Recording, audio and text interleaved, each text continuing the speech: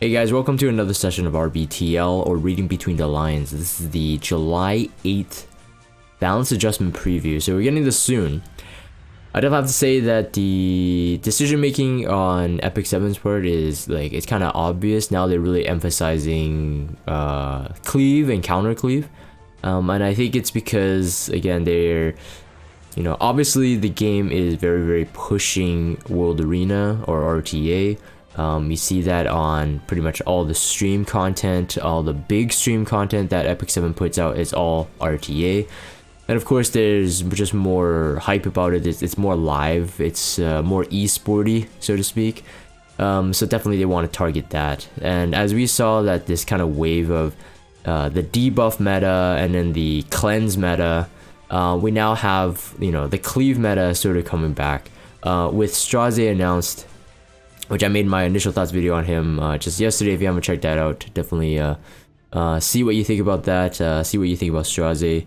But I wasn't convinced that he would really fit into a bruiser comp, or at least not easily.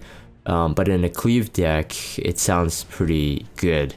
Now with this balance patch as a whole coming out, I definitely have to say that really solidifies that for me. That Epic 7 is definitely, even though they put out some overpowered knights, they still really want the game to be a bit more aggro, less stale, not like season 1, a bit of season 2 of World Arena. I definitely think that it's something that they wanted to, from a holistic game design standpoint, that's something they wanted to avoid. If they wanted knights in it, it's just to have your bread and butter damage mitigation, but not to stall out the entire thing. So with that being said, I think that's what we will expect in the future as well. I don't know what that means for, let's say, ML Charles. I'm still looking forward to ML Charles, because ML Straze, Straze seems pretty cool, but I definitely think that the Cleavers and RTA will rejoice at a lot of these new heroes released at this balance patch. I think for the majority of players who may not be able to obtain high-end speed gear, not just speed gear, but speed DPS gear, all that kind of stuff, they're gonna struggle a bit more. But we'll see how it goes. I think right now we just have a handful of heroes that are coming back, in terms of saying that, oh, cleave might be back again. But this is something that we should be expecting anyway in the game. It's going to be a back and forth thing, unless they design some kind of crazier new way to play.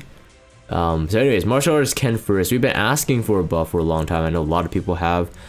Maybe just a month ago, I made a ML Ken showcase video on a lifesteal, and in that video I talked about him being, the way to go is high effect resist. Now with this buff, I'm just like, oh, I know that my thoughts and my ideas, sometimes it's not original, right? It's not unique to myself. I didn't make it up. It's hearing what a majority of the community is talking about, or theory crafting, and it clicks with me, where I think okay, that would actually work. It definitely seems that Epic 7, a lot of the designs on these heroes, honestly, it's they do have their finger on the pulse. They really know what's happening in the game. They know how people are using heroes, and they're tuning it either to bring more advantage to it, or they are trying to, they're not definitely trying to discourage our theory craft. It's almost like they are developing these heroes based on our usage and helping emphasize the way we use it, not the way they designed it. So it's quite interesting. Anyways, so first things first, the Dragon Flame increases the effect resistance to 30%, by 30%. That's very nice. And we see this AOE effect resistance thing from Maid Chloe recently. Now himself up to 30%. If you have a triple SML Ken, that's up to 57%. So self-imprinted is 27. Plus another 30 is 57%, much easier to build. And again, if you did watch that video of mine where I theory crafted this, kind of I had a couple pieces of gear where I was yeah, if I just get a bit more effect resistance. Now with this buff, I might actually commit to that build, because what this does is allow ML Ken to be a very solid counter pick into cleave comps. into cleave comp. So like for example, if they're doing even like arena defense, guild war defense, I've been doing that. That was part of my showcase video, is that if they have an AoE like AI based like cleave, then ML10 is a really good like solid choice. And I was saying that it would, you know, having high effect resist would diminish, you know, getting blinded on RB, getting stripped from Operator Sigret. Operator Sigret, funny. We'll talk about that in a bit, but stuff like that. So then ML10 becomes a really good cleave counter. And with this, I do believe I have higher confidence that he would be a decent counter pick, like last pick for countering cleave. Now obviously it does take some really good gear, and lifesteal would be a bonus because then you don't have to wait for the Sigret Scythe proc. But high effect resist. So I definitely think that this is where I wanted him to be.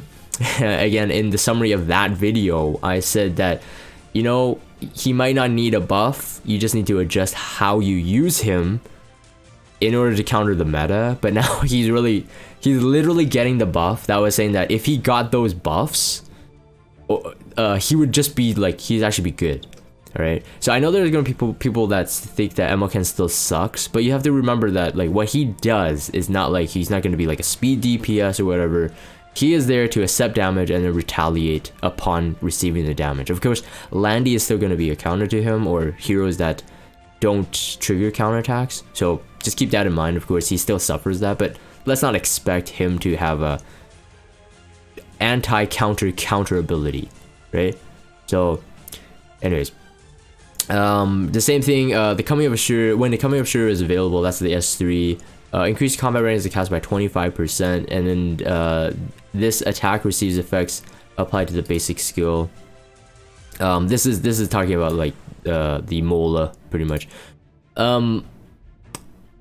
This, in my opinion, I mean, it's still good, because if you still build ML10 the way you have, or the way you did, he'd still probably be slowish.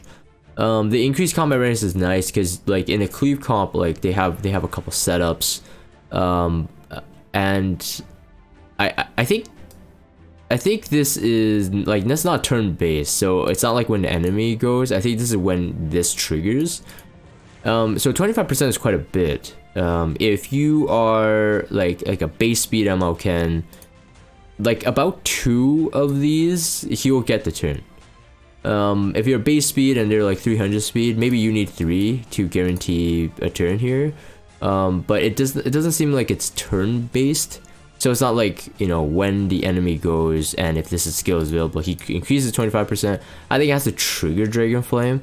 So again, a very nice counter mechanic to cleave, or to people who can't stop but hitting him, right?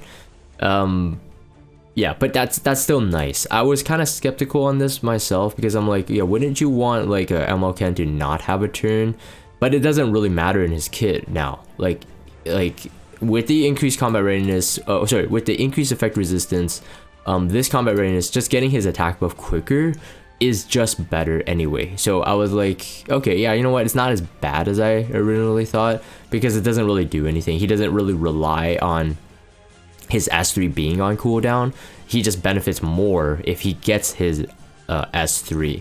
So Coming of Ashura is now 80% defense proc rate, and a successful attack always results in a critical hit. So if he doesn't miss, it always results in a critical hit.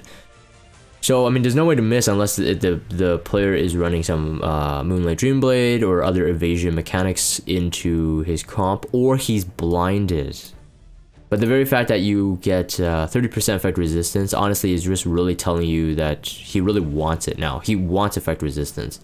So whether you can get it to 150 to 200, I mean, that's up to you, and it is up to how you want to play. I'm gonna try to aim for somewhere above like 130 something, but my ML10 is not imprinted.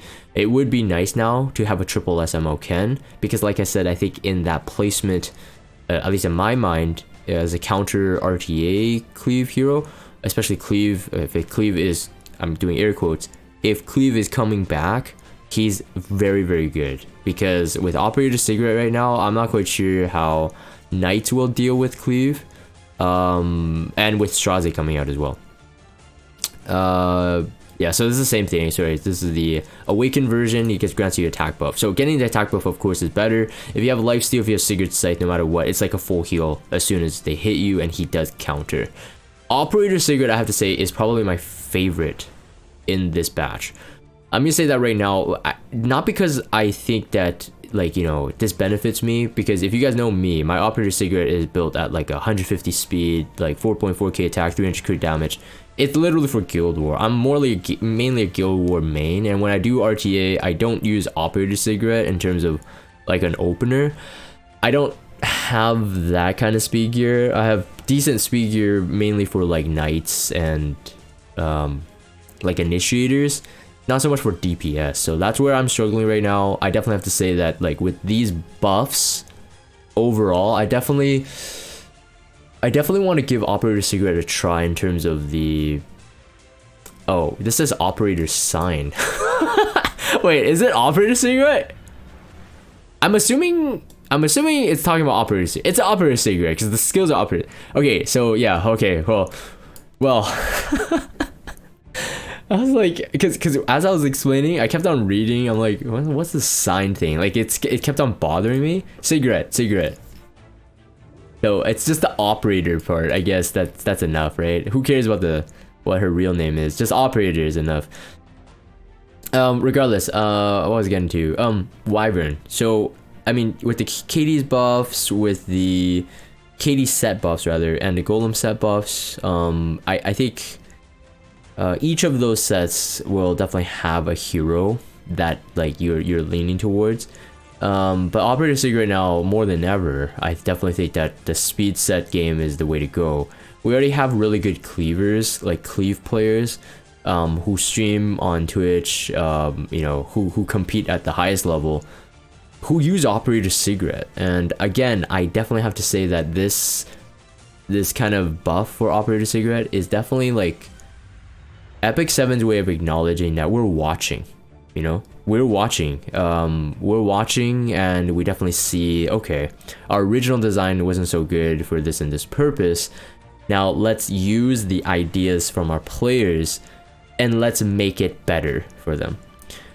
This just like totally screams that. Like, in my opinion, if players never adapted Operator Sigret to be the speed opener, I don't think we'd see this buff, because they wouldn't necessarily push it, right? She would have worked without being the speed opener, but because people are doing the speed opener type, they probably got ideas. So I mean, this thing is important as well, because, you know, when I talk about when a couple hero initial thoughts video I did before, I made a comment saying that Epic 7 really doesn't know what they're doing, and they self-admit it. They knew that, like, they're basing their hero kits on the current meta, and they want to test it out. That's why their ML5s are usually a bit underwhelming, because they're afraid, because they can't nerf it, right? So I got like YouTube comments and people saying that no, they know what they're doing, they have this plan, but they have a partial understanding of it. And that's where, like, when I was saying that, you know, get the playtesters in there to have a nicer ML5 release, is not out of the question now, because, you know, if the logic of them watching us and then developing their heroes, it's the same thing. But my argument back then was saying to get the playtesters so that when they release the hero, they actually look good in terms of the heroes themselves, and Epic 7 as a company, like, they know what they're doing because they're getting information early, right? So basically the Operator Sigret buff, like all these like hero buffs that we're getting recently, is really just a delayed form of what I asked for.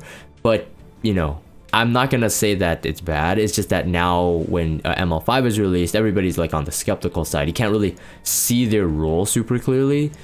But I mean, if they don't change, it's fine. This dynamic is good. It's just that unfortunately, players will basically have to, again, pull on every single ML5. Hopefully they get them, of course. I mean, that's the part of the game. Hopefully they get them, and then, you know, they'll be buffed in the future. And that's how I end my videos now, which is unfortunate. I really don't want to default into that, when I do like a hero thought or hero review. It's like, yeah, they're not good right now, but they'll buff them in the future. It is the case, it is the sad reality, but that is how our chemistry works. Enough of that rant. Operator Sigret, like I said, is my favorite of the batch. Because of her, specifically because of her, I actually want to hunt Wyvern more to get some kind of speed opener DPS. And I think that's the future of her. But until I get that gear, she's gonna stay as that single target nuker that I do for Guild War and Arena defense and stuff like that. But the same penetration condition, you have to have a barrier. Damage dealt now proportional to the caster's speed. Now I am, of course, curious on that proportional scaling. Pavel is pretty deadly. People who have the ability to build a fast Pavel opener are very deadly now, especially now he got the EE with crit rate and a slew of artifacts that can just make him very strong. And Operator Sigret, depends on the speed scaling. Like I said, I think could have that same potential. Some people run her on Wall of Order, some people run her on Guiding Light, what have you. She is gonna be good. I definitely want to see the speed scaling. So like in my own Operator Sigret, I can start seeing like, what kind of damage I need. So how much crit damage or how much attack I can lower, increase the speed, and if I can get similar damage, I think that's where I would start for myself. But for speed opener type, like I said, I need the gear. But for players who already have it, people who already have the opener type Operator Sigret, this buff is just super cool. Obliterate, the awakened version. Let's take a look at that. 100% chance to each to decrease the buff duration by 1 turn, decreasing combat range by 20%, increases the attack of all allies for 2 turns. So same thing there, but then when the target is granted a barrier, ignores the effect resistance, damage dealt proportional to the caster's speed. So I was saying that, bunkering down in Knights to counter cleave may not be the way anymore. Straze definitely, all the cleavers that I have in contact with or that I watch all say Straze's cleave. I think they're ready for that. And with this Operator Sigret buff, it means that an FCC may not necessarily need to be the pre-ban for a cleaver. They'll have the choice. Of course, it all comes to drafting. It all comes to like if you can't get your Operator Sigret in, then not banning FCC, it could be detriment to your cleave. But if you don't ban FCC and somehow Operator Sigret makes it in, this is very nice. I could definitely see this in even in Arena offense. Arena offense is very good. I've been seeing a lot of Arena defense. Arena defenses that are really trying to shake it up. It's no longer the standard like Politis, T-Seer, and FCC Rowana. I mean that thing has just been like overdone. Everybody's found a different way to deal with it. And so Arena defense right now, from what I see, from Champion, and I did climb to Legend just to see the defenses. It's very different. Everybody has like a different idea. I like that. It makes the Arena defense meta a bit different. There's no like meta right now. There's actually, I don't see a meta. There's a meta heroes, but there's no like one single way to deal with it. With this, I definitely have seen a lot of FCC ML Crow pairings. Now whether that would be a Politis and whatever, maybe DJ and RB, this now will be very good against that kind of comp. Because you do ignore effect resistance no matter what. So everybody gets their immunity and barrier, or at least 1 turn of the barrier decreased.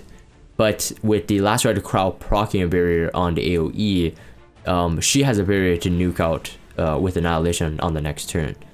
So it's still very nice. And actually, never mind, I forgot, this is a decrease buff duration by 1 turn, so no, FCC needs to be pre-banned still. But regardless, the ignore effect resistance on that combat readiness is very nice.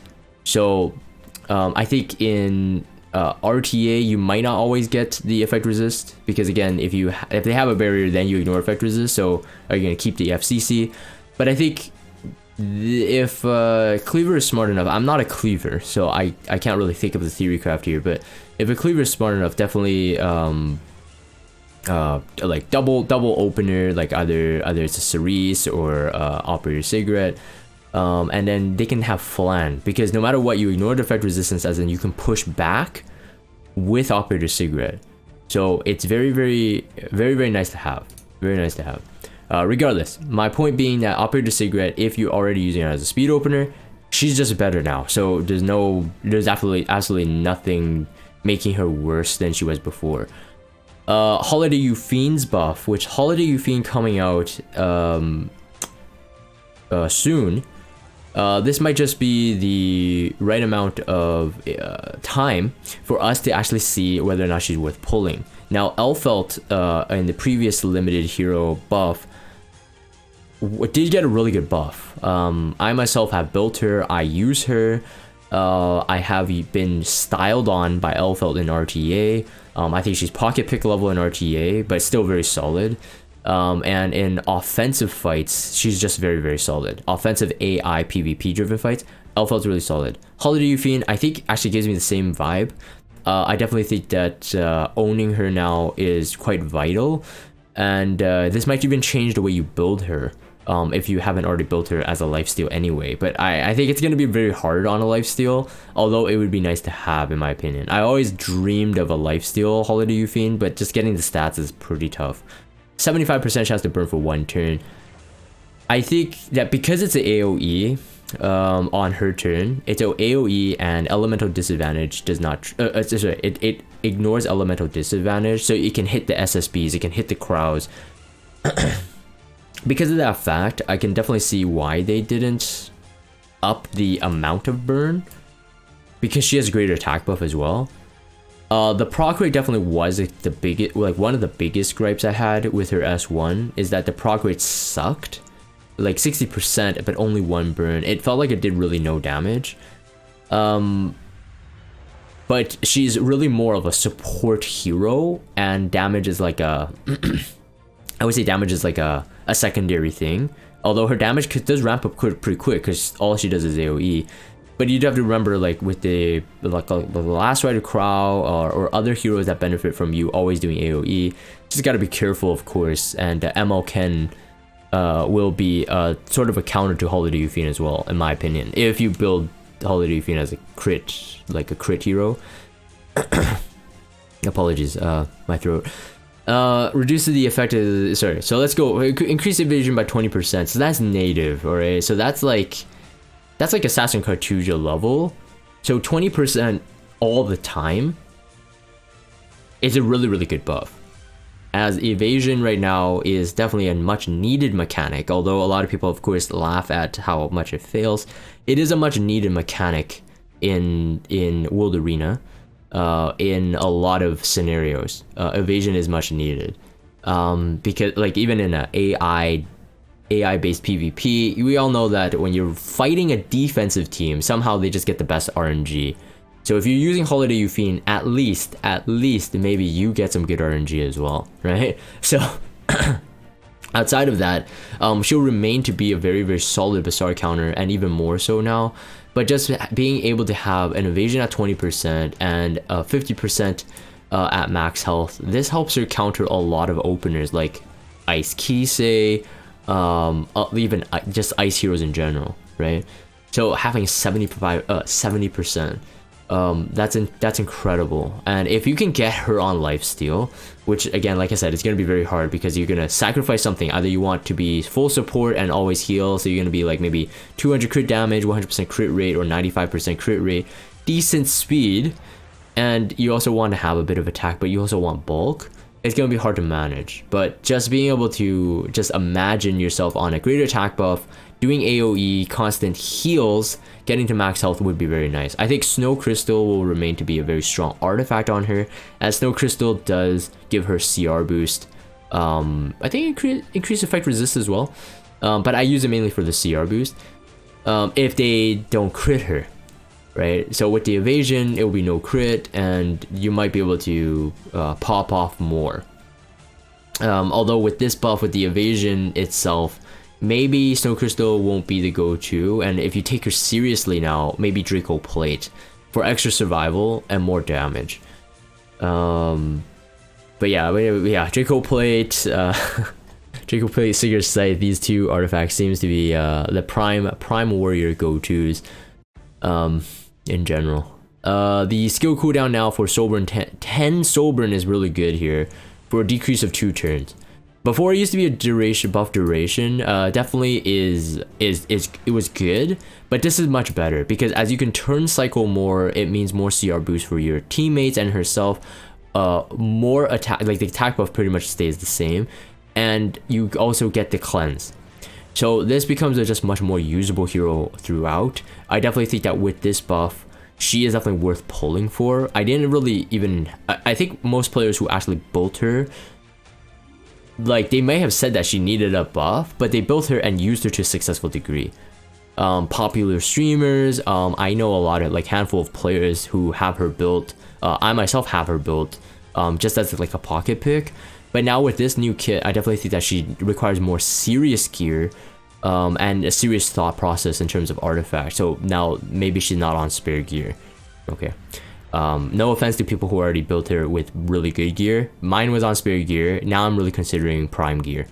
Violet buff.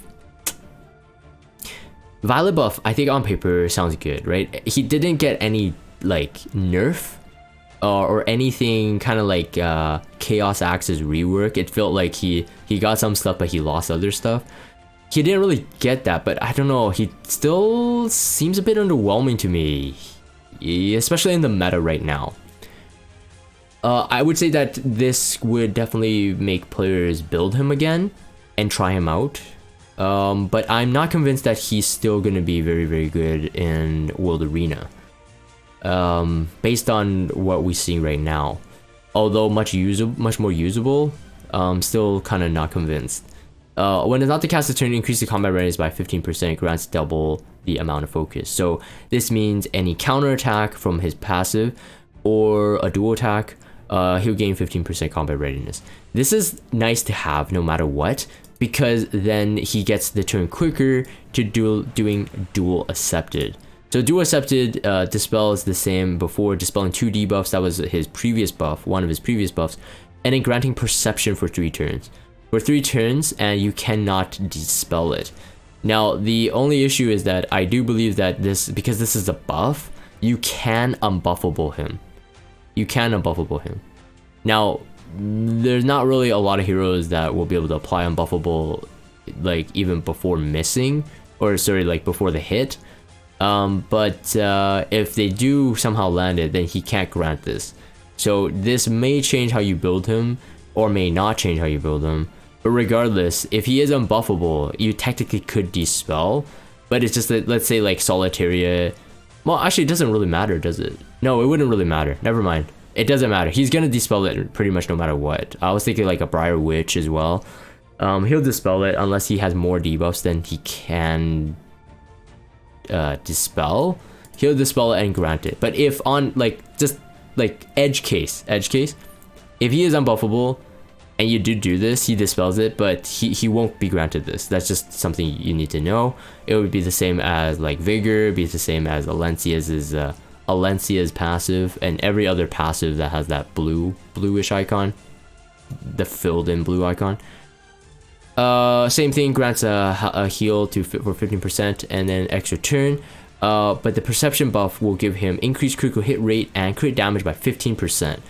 So that's very, very nice, as in like you will now most likely not necessarily need 100% crit rate on him, and I think lifesteal is still the way to go. So it's sort of like how you would build Remnant Violet, lifesteal would be the way to go, and high bruiser.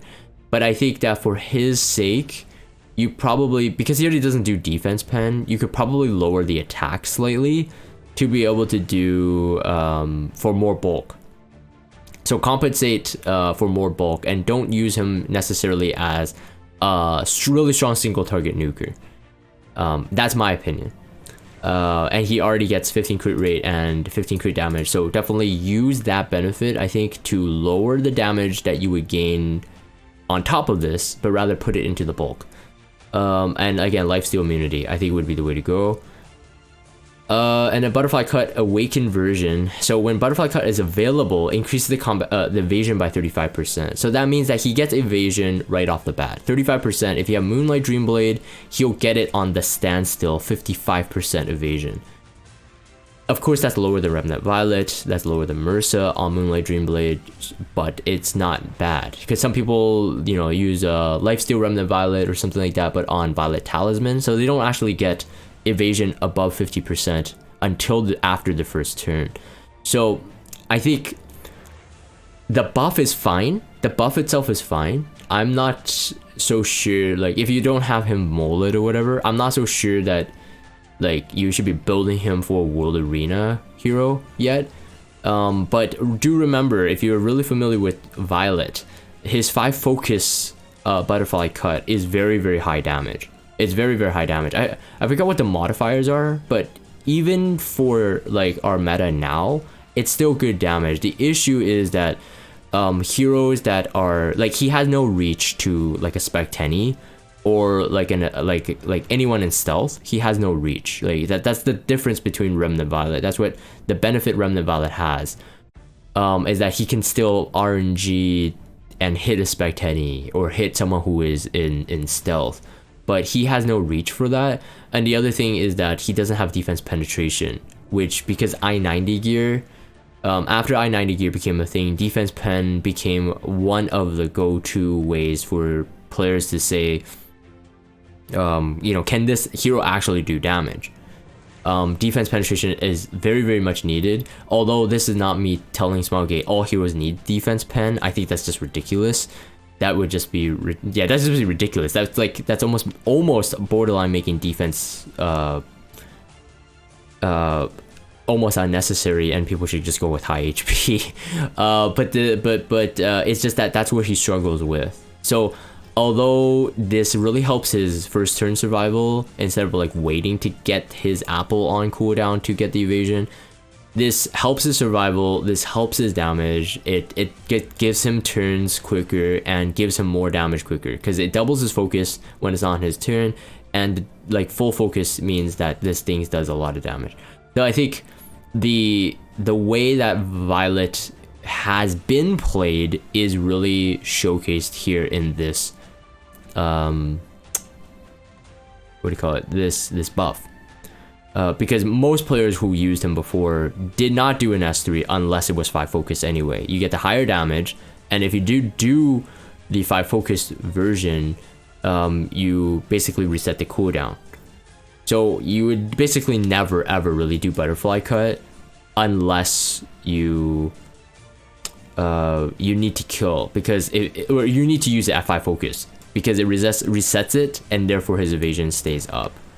So basically, if you use him well, he would never have a turn where he's not on evasion, unless they do cooldown increase. Unless they do cooldown increase on Violet, which right now the prominent ones are J Kisei, and I guess Ice Kisei, but then Ice Kisei would miss him anyway, so it wouldn't hit. So overall, I think the buff is fine, but whether or not he's going to be usable, World Arena specifically, I'm on the hesitant side to say that he would be. I think offensive fights in like PvP, offensive AI based, I think he could be good. Defense maybe even, but again, on the defense, it's even easier to just bring a Spectenny into the fight. Elena, also very, very strong. One buff, that's all she needed, and it's very, very strong. She's now again counter cleave. So in this like recent, you know, buffs and the heroes release, it's like we got cleavers and then we got the counter cleavers, and I definitely see that this play that Epic 7 is really trying to emphasize that. Definitely want to make the meta less boring, although the meta's issue, in my opinion, is not whether you cleave or knight draft. It's really carrot. Carrot is the big thing right now. But yes, it decreases the combat race by 20%. Sorry, not combat readiness. Decrease the damage dealt with AoE by 20%. That's a huge buff. That's a huge buff. 20% damage mitigation versus 15% is night and day difference, in my opinion. night and day difference. And then the same thing, but increase the combat range of the caster by 20%. So now Megara's Tome may not necessarily need to be her go-to, but if you are counter cleave, Megara Tome now will add another 20% to it, so it's 40% CR boost. So very, very solid. More likely than not, she will get the turn to protect the hero. So now Elena is a must build, in my opinion, must build for counter cleave. If you're playing World Arena, Elena is a must build for it, because like I said, like Knights now will almost not do it, but Elena will.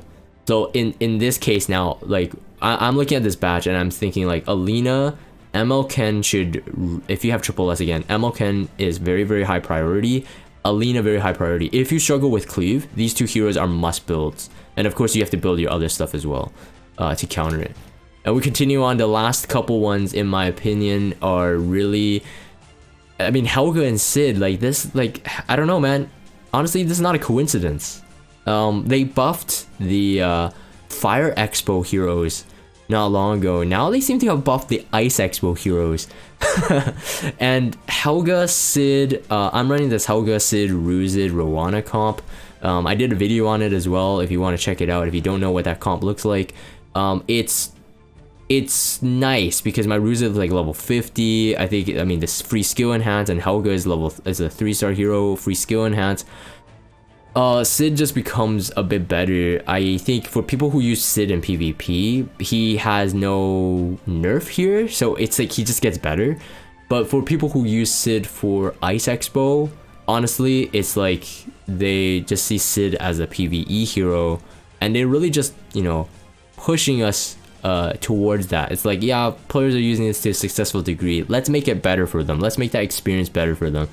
And I like this. I like this side as well. Like, not every single hero, I've accepted the fact, not every single hero needs to be a PvP viable hero. If they have a PvP kit, I'm disappointed Says is not here, because PvP, he is a PvP hero. His whole kit like smells of PvP. But anyways, grants the caster increased speed. Uses Whirlwind instead of Relentless Strike, and then attacks the enemy repeatedly, decreases the defense for 1 turn. Damage out increases proportion to caster speed. So Relentless Strike before critical hit would give the speed 2 turns, but now it just gives him speed, speed right away. Although not for 2 turns. I don't think that's that important here.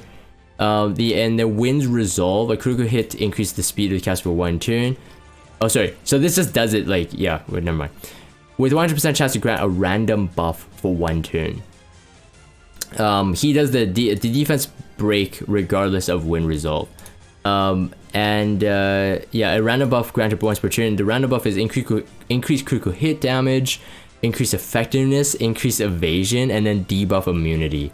So like those buffs are like perfect for Ice Expo. Getting the crit damage, increased effectiveness, and then just evasion is just nice to have, so he survives longer. And then the skill enhance for Wind Resolve is now the effect chance. So the 100% would be including this. Then you basically have to have a molded. Yes. So yeah, I definitely think that, yeah, like Cidd, other than speed imprint and still decent good nuking damage, like he doesn't get a nerf in a PvP scenario, but definitely used in the Ice Expo. And then Helga gets, like, you know, again, more buffs for Ice Expo in my opinion. 50% chance to extend the buff, but now it's just 60% chance to decrease the defense for 2 turns.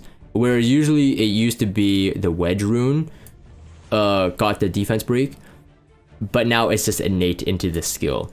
Now Wedge Rune now is increased by another 20% if all allies are Earth Elemental heroes. So that is 80% defense break. Very, very strong, very, very good. Helga's already like very, very solid. She's already performing really well in my comp, and so they're just like getting a 20% extra defense break for my Ice Expo is just way better. And then attack chain, awaken. Oh, this is the same thing. And then cry of victory. So increase all allies, increase attack effectiveness allies 2 turns, increase combat readiness of the caster by 50%.